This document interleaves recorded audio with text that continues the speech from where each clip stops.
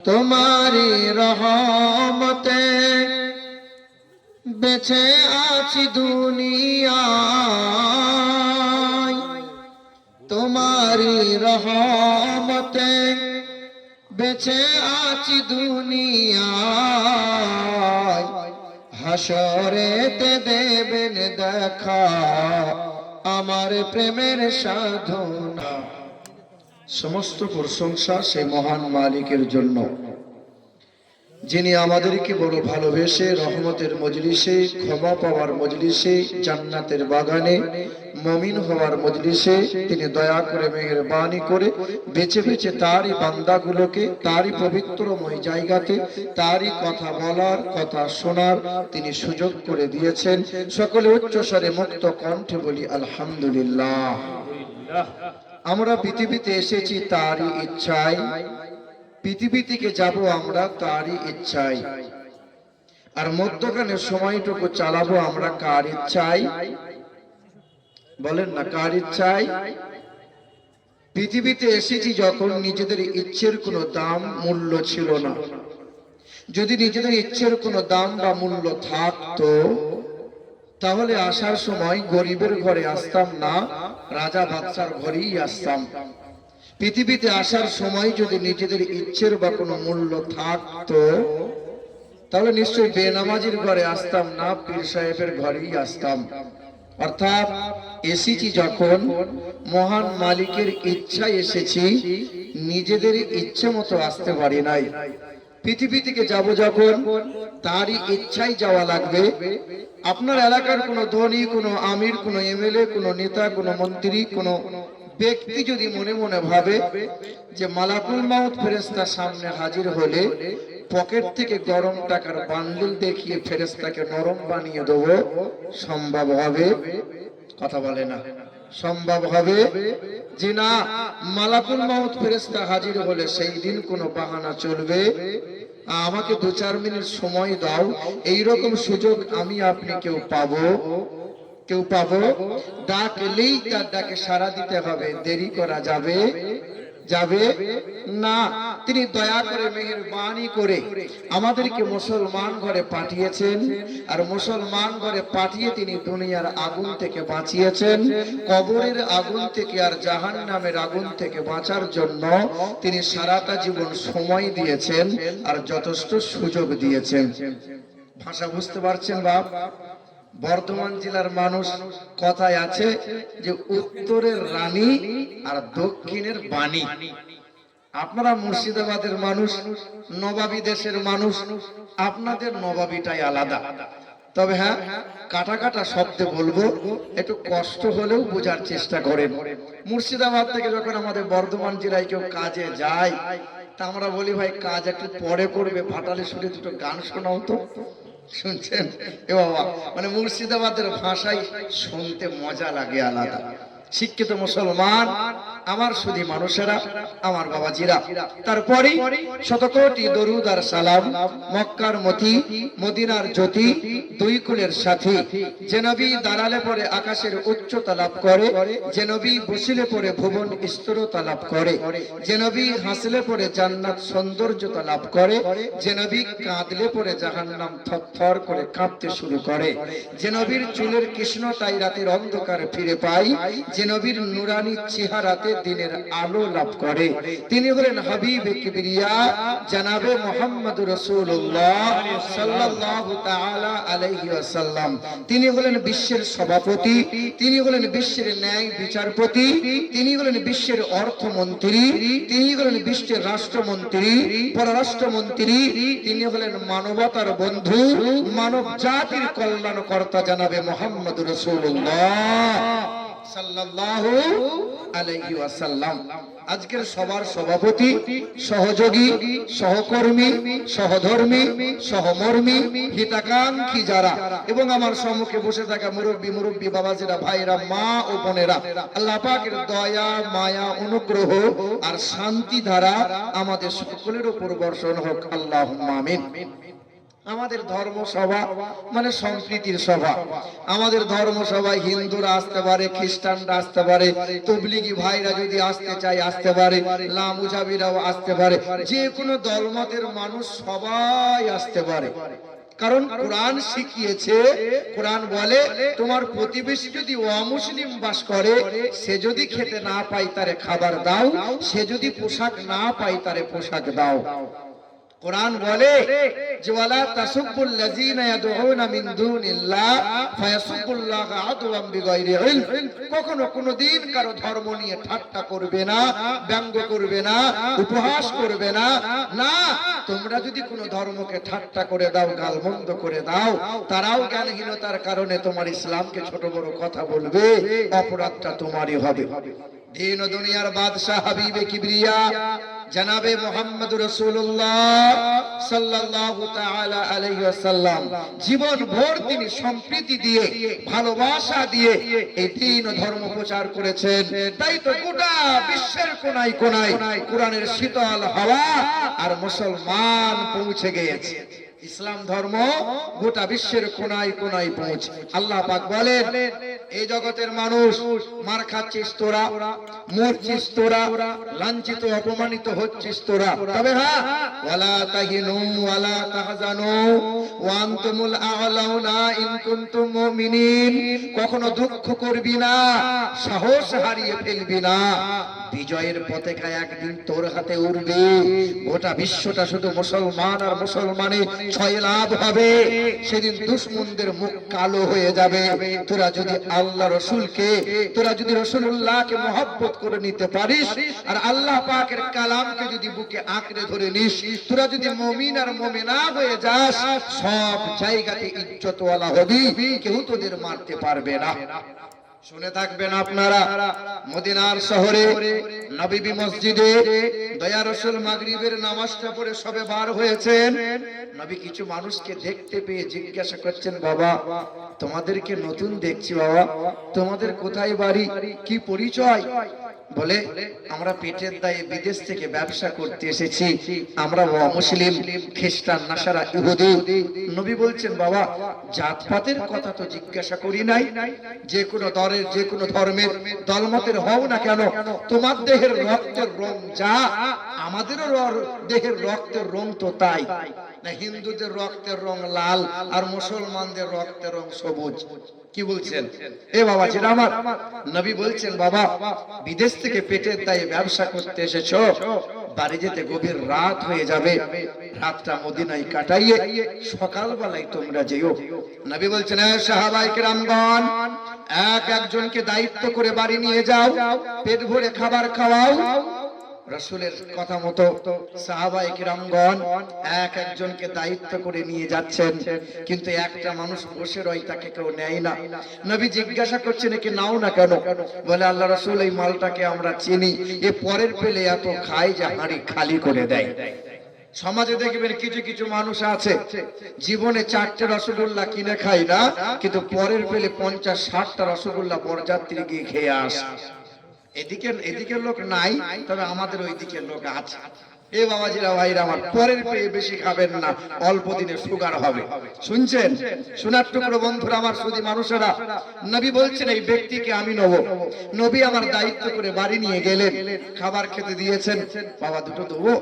দেন। আর দুটো দেবো বাবা? দেন। নবী যতবার দেয় ততবার নেয়, কোনো সময় না বলে না। কারণ ওর মনে মনে ধারণা আমি এমন করে খাবো নবী যেন খেতে পায় না। পেট ভরে খাবার খাওয়ালেন, গলা পর্যন্ত হয়ে গেল। আল্লাহ রাসূল আরামের জায়গা করে দিলেন। রাত গভীর হয়েছে, রাসূল আমার মসজিদে চলে গেলেন, তাহাজ্জুদের নামাজ পড়লেন। সকাল হয়ে গেল, ইশরাকের নামাজ পড়ে পা পা করে এসে মেহমানে খোঁজ নেব বলে দরজায় হাত দিলেন। দরজাটা আলগা ছিল, নবী যেমন হাতটা দিলেন দরজাটা খুলে গেল। নবী আমার কদমটা রাখলেন, যেমনই নবী পা রেখেছেন তো ভিতর থেকে দুর্গন্ধ আর দুর্গন্ধ। কারণ পায়খানা, বিছানাময় পায়খানা, দেওয়ালে পায়খানা করে দিয়ে ব্যক্তিটা তলবার ফেলে পালিয়ে গেছে। নবী আফসোস করে বললেন, হাই সে আমার মেহমান ছিল, হাই রে তার আমি খোঁজ খবরটা রাখতে পারি নাই। রাসূল আমার বিছানাগুলো নিলেন, কুয়ার পাশে গেলেন, কুয়া থেকে পানি উঠাই নিজ হাতে নাপাক পায়খানা পরিষ্কার করেন। আল্লাহ রাসূল পায়খানা পরিষ্কার করছেন, ওমরে ফারুক ছুটে গিয়ে আমার রাসূলের দৃশ্য দেখে ওমরে ফারুক কাতর কণ্ঠে নবীকে বলছেন, আল্লাহ রাসূল যে হাত মোবারক দিয়ে কুষ্ঠবেদীর গায়ে হাত বুলিয়েছিলেন, কুষ্ঠবেদী শিফা পেয়েছে, যে হাত আপনি অন্ধ ব্যক্তির চোখে বুলিয়েছিলেন, অন্ধ ব্যক্তির চোখ জ্যোতি ফিরেছে, যে হাত দিয়ে বুলিয়েছিলেন মোরা দুই সন্তান জিন্দা হয়েছে, যে আঙুলটা আকাশের দিকে ইশারা করেছিলেন আকাশের চাঁদটা দু টুকরো হয়েছে, যে আঙুল আপনি লুটার মধ্যে ভরে দিয়েছিলেন সফরে থাকা 1500 জন মানুষ পানি পান করলো, অজুটা বানিয়ে নিল, ওষুধে পানি ভরে নিল, তারপরেও লুটার পানি শেষ হয় না। আল্লাহ রাসূল যে হাতে হাত দিয়ে বায়াত হলাম, শপথ গ্রহণ করলাম, এই হাত দিয়ে নাপাক পায়খানা পরিষ্কার করবেন, দেন না, আমাকে দেন। আল্লাহ রাসূল বলছেন, না বাবা, এই কাজটা যে আমার, আমাকেই করা লাগবে। তুমি এক কাজ করো, আমার ওই মেহমানটা চলে গেছে, মেহমানটাকে খুঁজে নিয়ে আসো, তার হাত ধরে একটু মাপ চেয়ে নেবো, তলোয়ারটা তার হাতে আমি তুলে দেবো। ওমরে ফারুক দৌড়ে গেলেন, মেহমানটাকে ধরে নিয়ে এলেন, থরথর করে কাঁপছে, কারণ ওমরে ফারুক গরম মানুষ, মাথা আর থাকবে না, আমি যে অন্যায় ভুল করেছি আমার দেহের মাথা থাকবে না। আমার রাসূল তখনও পায়খানা পরিষ্কার করছিলেন, হাতটা ধুয়ে মেহমানের হাতটা ধরে বললেন, বাবা তোমার খুব কষ্ট হয়েছিল বলো, তুমি আমার ঘরে মেহমান ছিলে, তুমি আমাকে ক্ষমার দৃষ্টিতে দেখো, তুমি কষ্ট নিও না বাবা, এই যে তলোয়ারটা ফেলে দিয়ে গিয়েছিলে, তলোয়ারটা নাও, এবার তুমি বাড়ি ফিরে যাও। মানুষটা তলোয়ারটা নিয়ে দু চার কদম আগিয়ে গেছে, দেশের দিকে ফিরে যাবে, চেহারাটা ঘুরিয়ে নিয়ে ঝরঝর করে কেঁদেছে আর চিৎকার করে বলেছে, পৃথিবীর জমিনে অনেক ধর্মগুরুর কথা শুনলাম, অনেক মুনি ঋষির কথা শুনলাম, কিন্তু মানব জাতির মুক্তির দূত, কল্যাণকর্তা, বিশ্বের মহান নেতা তিনি জানাবে মুহাম্মদুর রাসূলুল্লাহ সাল্লাল্লাহু আলাইহি ওয়াসাল্লাম ছুটে এসে নবীর কদমটা বুকে আঁকড়ে ধরে নিয়ে বললেন, আল্লাহ রাসূল আমাকে আপনার কদমের তলায় একটু জায়গা দেবেন, দেন না ইয়া রাসূলুল্লাহ। নবী বলছেন, কি চাইছো কি বলো? বলে আমাকে কালেমাটা পড়িয়ে দেন, আমি আর বাড়ি যাব না, আমি আর দেশে ফিরবো না।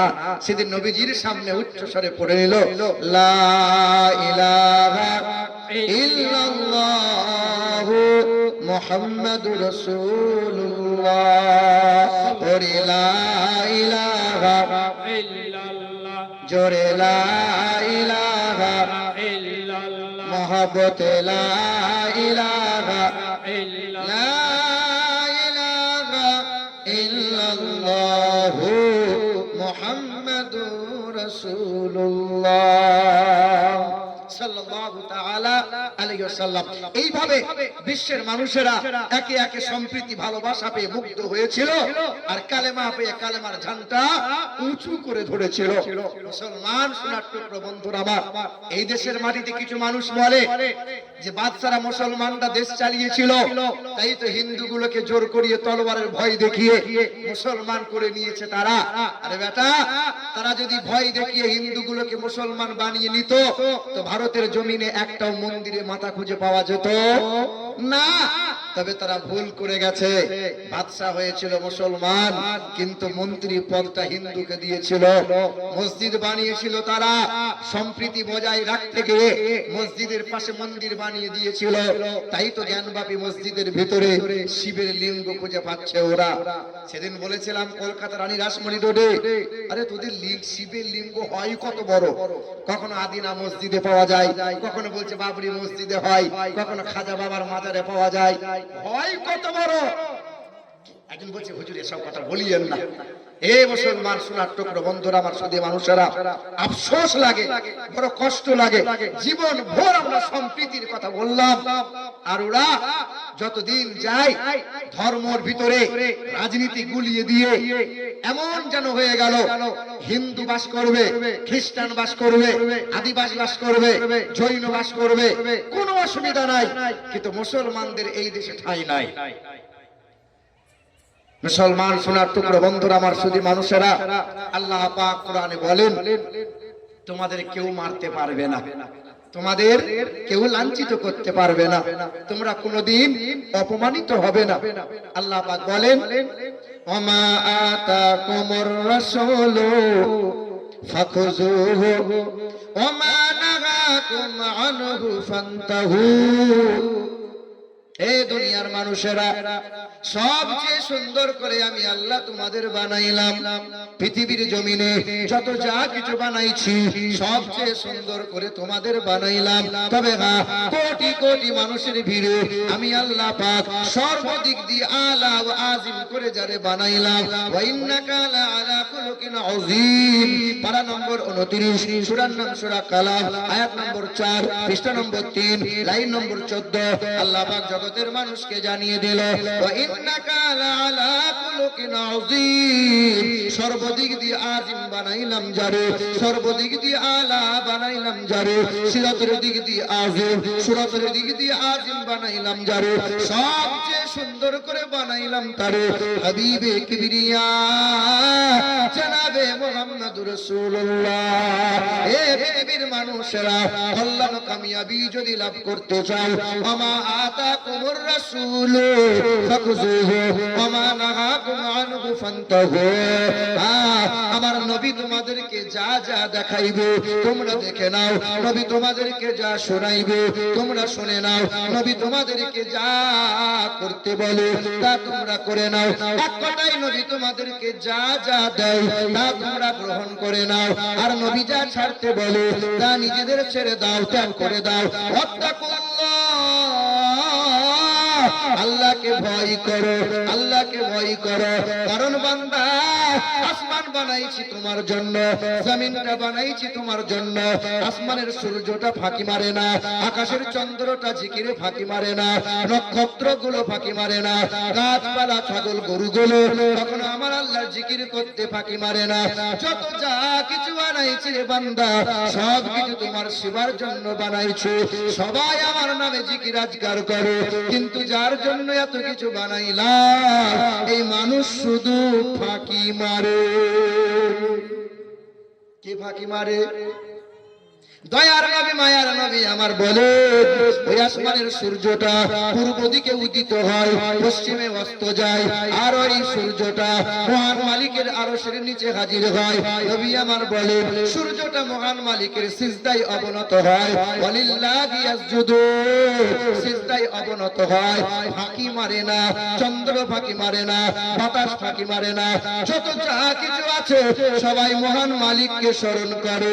তবে আমার বান্দা হলো তারা সুখে দুঃখে আমি আল্লাহকে স্মরণ করে যারা, আমার বান্দা হলো তারা খাবার শুরুতে বিসমিল্লাহ বলে খাবার খায় যারা, আর ঘুম থেকে উঠে মহান মালিকের শুকরিয়া আদায় করে যারা, আমার বান্দা হলো তারা।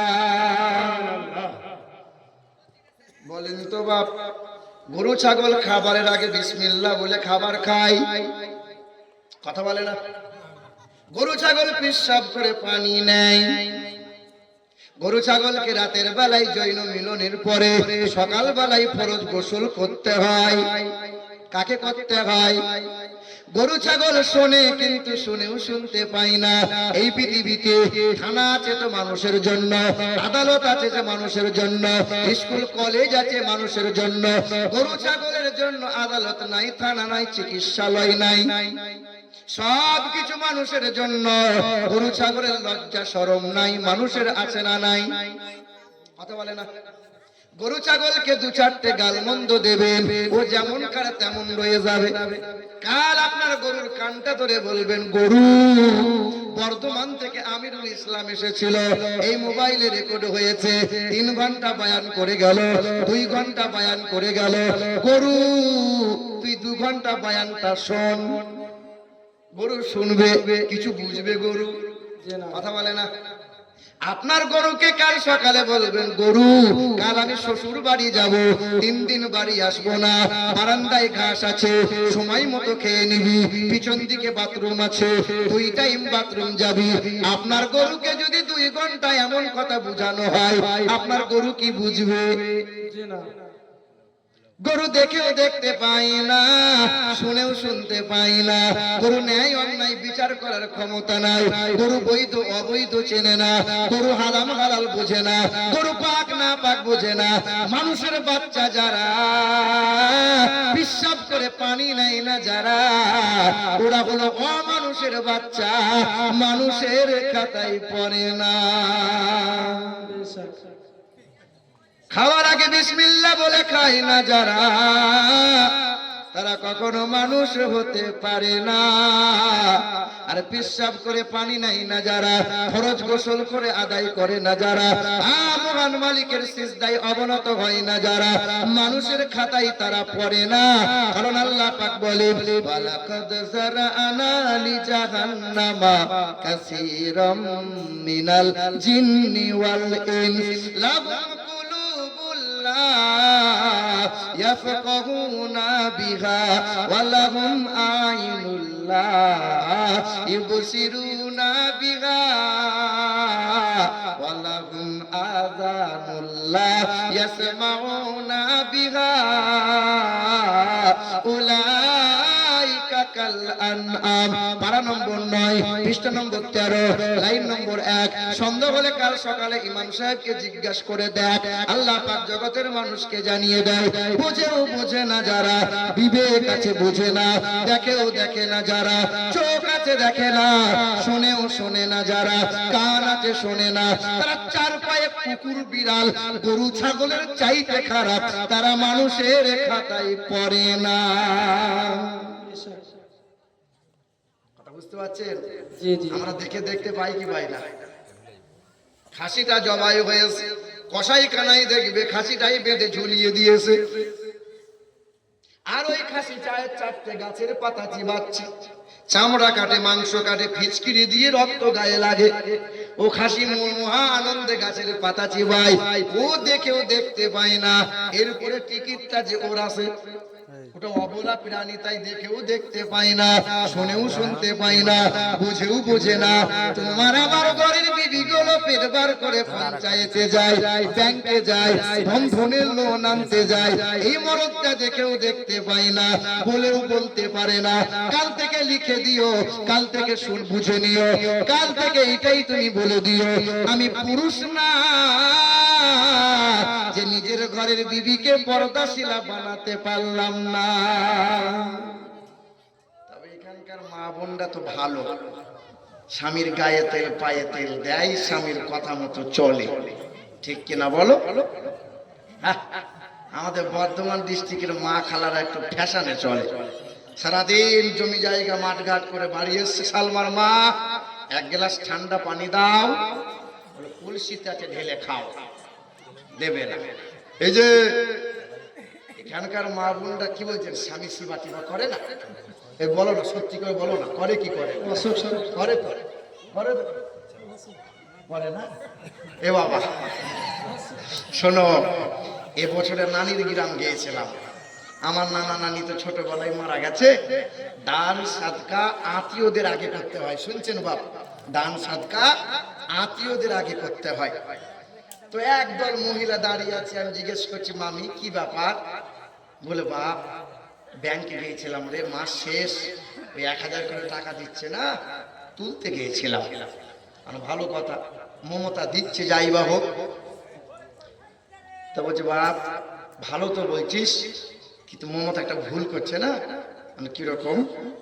বলছে, আমি পাচ্ছি 1000। হ্যাঁ। সালমার মা পাচ্ছে 1000, তাও বটে। জরিনার মা পাচ্ছে 1000, হ্যাঁ, কিন্তু কুদালের মা 2000 পাবে কেন? তাই বললাম, 2000 পাওয়ার একটা কারণ হলো, কুদালের বাপ যে মরে গেছে, তো মা তো বেধবা ভাতা পাবে, বিবিটা পাবে না? এদিকে ভান্ডারের টাকা, এদিকে বেধবা ভাতা। তোমার হাতটা ধরে বলছে, বাপ দেশ বিদেশ করছিস, মুর্শিদাবাদ, মালদা, দিনাজপুর, কোচবিহার, জলপাইগুড়ি, আসাম, কত জায়গায় জলসা করছিস বাপ, দোয়া করতে পারছিস না? কি দোয়া করবো? বলছে, দোয়া করে দে যেন বুড়োটা মরে যায়। আস্তাগফিরুল্লাহ। হে বাবা, তারপরে কি বলছো খালা? বলছে বাপ ওই বুড়োটা যদি মরে যায় তা আমি মাসে মাসে 2000 পাবো।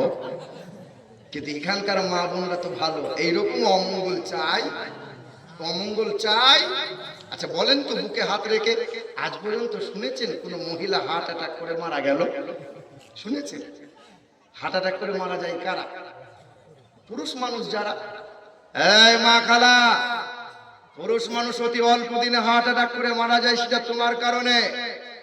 মহিলারা এত পরিমাণে কানের কাছে খিটির খিটির করে, এত পরিমাণে মানসিক পিসার অত্যাচার করে যে অতি অল্প দিনে পুরুষ মানুষ হার্ট অ্যাটাক করে মারা যায়। মা তোমার পায়ে হাত রেখে বলছি, মা তুমি যদি স্বামীর হায়াত লম্বা চাও, স্বামীর বাপ মাকে আপন মনে করে নাও। তুমি যদি স্বামীর হায়াত লম্বা চাও, স্বামীর আত্মীয় গুলোকে আপন ভেবে নাও।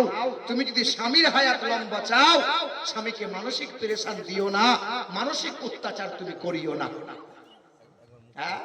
ও খালা আবার হিজাব পড়েছে, এরকম দিনদার স্বামীকে গালমন্দ করে, ওই হিজাব পড়েছে, ওই হিজাব সহ জাহান্নামে যাবে।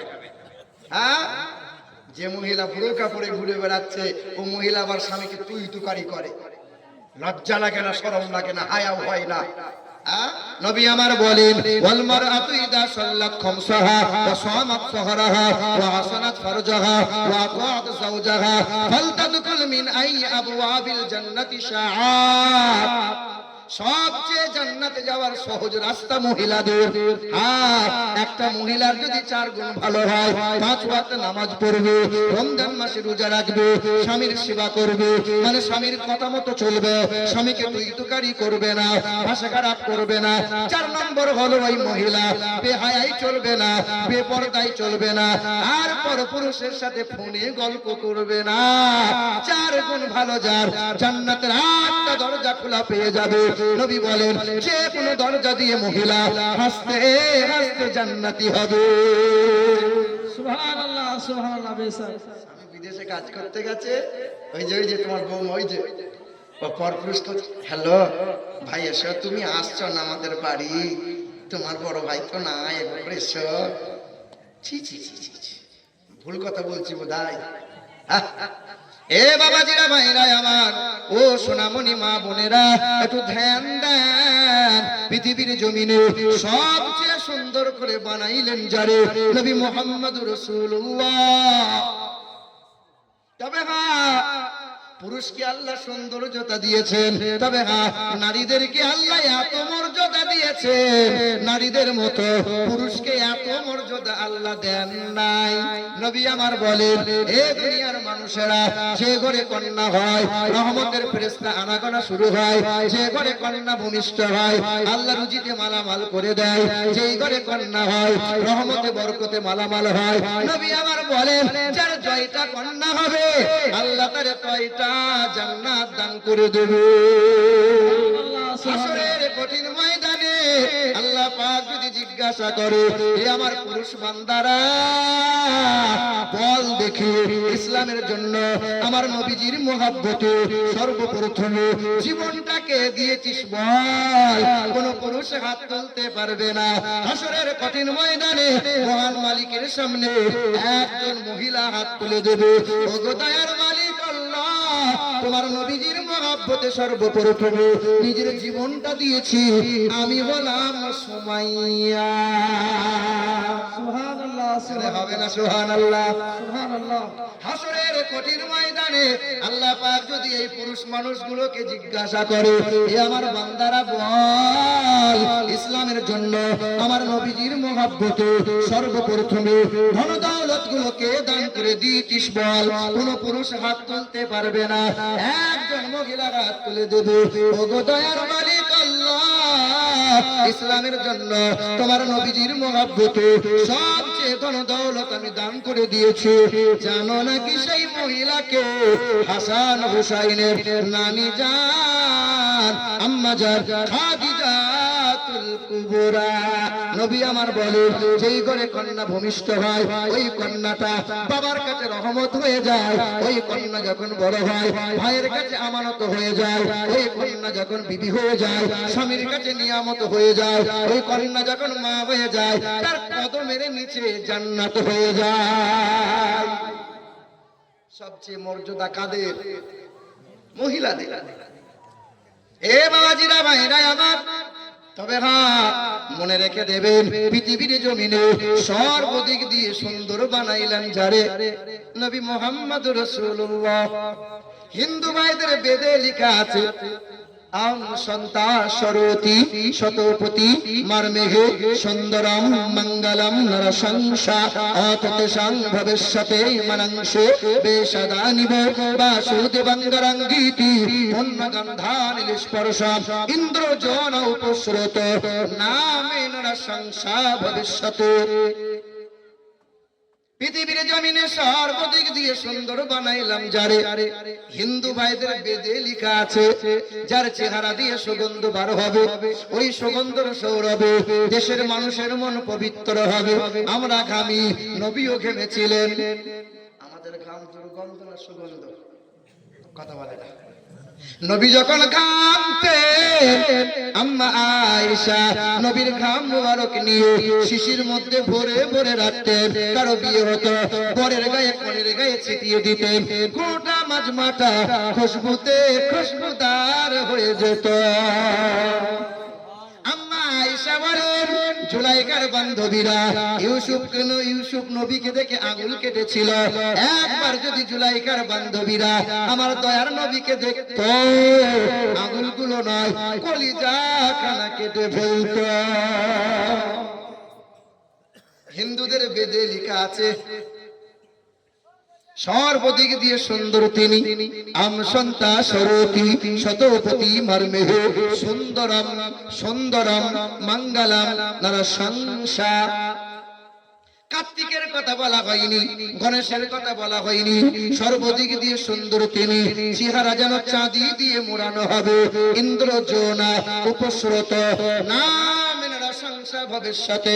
তার বাবার নাম হবে আব্দুল্লাহ রাদিয়াল্লাহু তাআলা আনহু, তার মায়ের নাম হবে আমিনা রাদিয়াল্লাহু তাআলা আনহা, তার আব্বার নাম হবে আব্দুল্লাহ, মায়ের নাম হবে আমিনা, দাদার নাম হবে আব্দুল মুত্তালিব, দাদির নাম হবে নাতিজা বিনতে খাপ্পাব ব্র্যাকেটে ফাতেমা, নানার নাম হবে আব্দুল ওয়াহাব জুহরি, তার নানির নাম হবে বারিরা, তার দুধ বাবার নাম হবে হারিস, তার দুধ ভাইয়ের নাম হবে আহা আব্দুল্লাহ, তার দুধ মায়ের নাম হবে হালিমা, তার পিতার নাম হবে আব্দুল্লাহ।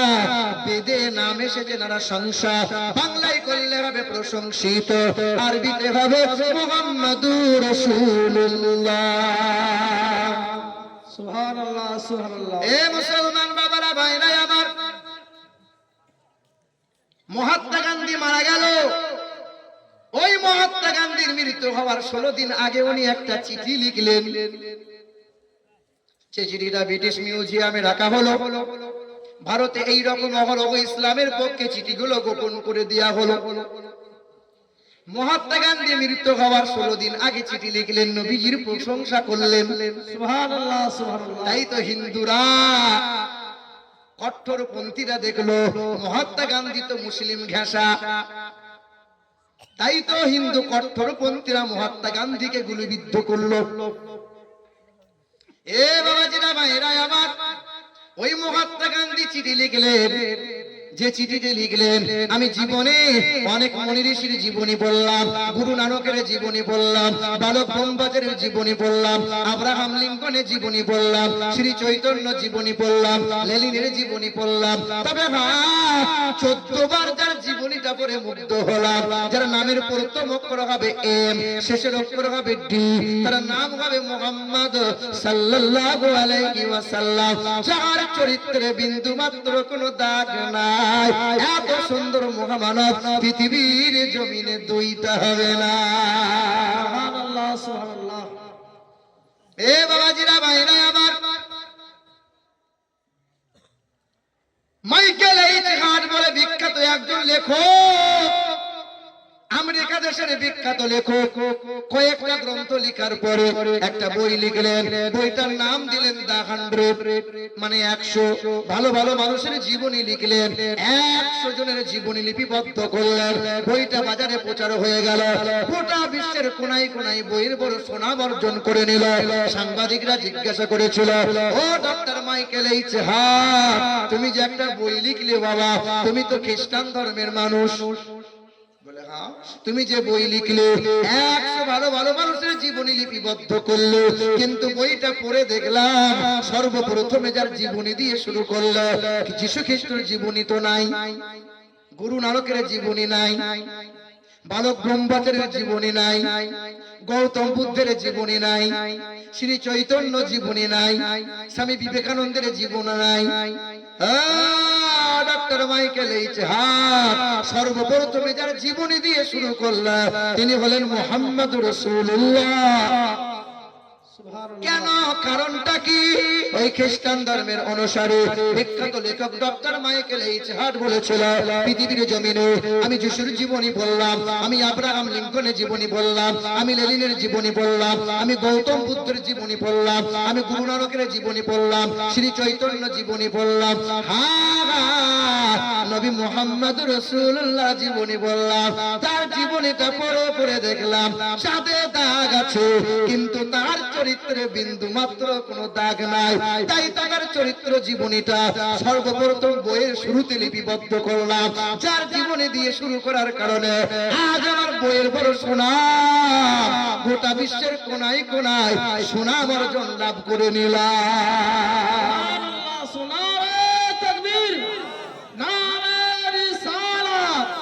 মাসলাকে আলা হযরত হাফেজ কারি আমিনুল্লাহ সাহেব, নারে তাকবীর, নারে রিসালাত।